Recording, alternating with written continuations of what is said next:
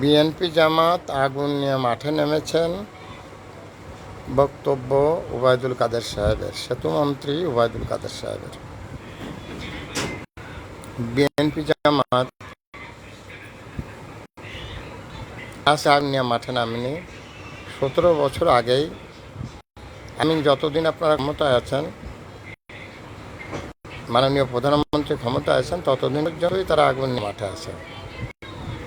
তো এই 17 বছর ধরে আপনারা যে আগুনের বিরোধিতা করলেন, করে তাদেরকে কতটুকু দমাতে পারলেন, সেটাই আজ বিবেচ্য বিষয়। আপনাদের কতটুকু অর্জন অথবা কতটুকু বর্জন, সে মর্মে দুটো কথা এভাবে বলতে চাই যে আপনারা 17 বছর রানিং গভর্নমেন্ট, এই 17 বছরই দল গোছাতে ব্যর্থ হয়েছেন। আপনাদের ভিতরে দলীয় বন্ধ তীব্র আকার ধারণ করেছে।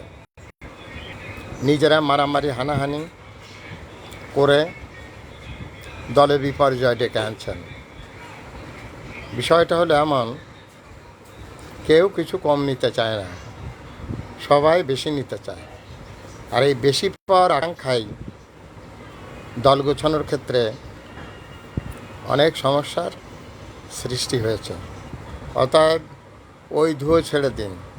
বিএনপি জামাত আগুন নিয়ে মাঠে নেমেছে, এটা নতুন কিছু না, এটা বহু পুরনো ঘটনা। আমাদের জানার বিষয় আপনারা তা কতটুকু দমাতে পেরেছেন। সেক্ষেত্রে যদি আমরা দর্শক গ্যালারি থেকে দেখি, তো আমার মনে হয় না যে আপনারা তাদেরকে খুব বেশি দমন করতে পেরেছেন। তবে মাননীয় প্রধানমন্ত্রীর অত্যন্ত তীক্ষ্ণ প্রতিভাধর, তাই এ যাত্রা বেঁচে গেলেন, ক্ষমতা হারালেন না।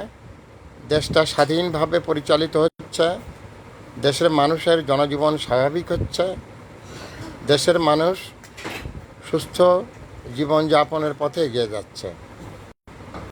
এটাই বিষয়। এখনো সময় আছে। দলীয়ভাবে ঘর গোছানোর চেষ্টা করুন। দলে এত কোন্দল কোনো মানুষের জীবনে, কোনো দলের জীবনে, কোনো ব্যক্তির জীবনে সুখ আনে না। দলীয় কোন্দল আপনাদের অনেক অনেক বেশি বলে আমার কাছে প্রতীয়মান হচ্ছে। আমি Mohammad Fakhrul Alam master Barral sir, বিনা বেতনের পারিবারিক পাঠশালার শিক্ষক। মোবাইল কন্ট্যাক্ট নং 01935204804। তাই এখন আর পরের সমালোচনা না করে এখন নিজেদের ঘর গোছানোর জন্য চেষ্টা করুন।